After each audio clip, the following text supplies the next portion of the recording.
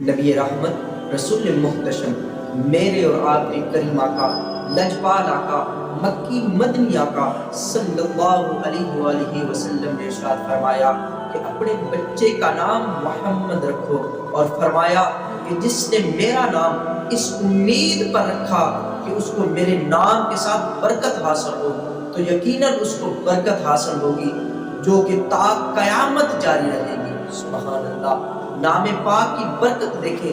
حضور نے یہ نہیں فرمایا کہ دنیا میں ہی رہے گی، بلکہ فرمایا تا قیامت وہ جاری رہے گی۔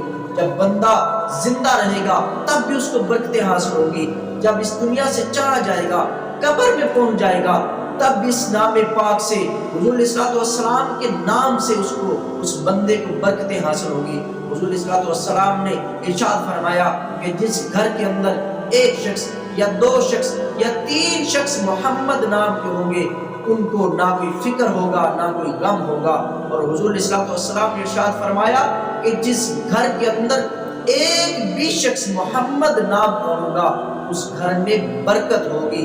اور حضور علیہ الصلوۃ والسلام نے ارشاد فرمایا کہ جس دسترخوان کو بچھانے کے بعد اس کے اوپر کوئی محمد نام کا شخص آ کر بیٹھے گا، حضور علیہ الصلوۃ والسلام نے ارشاد فرمایا کہ اس گھر کو اللہ رب العزت 2 مرتبہ بابرکت فرماتا ہے۔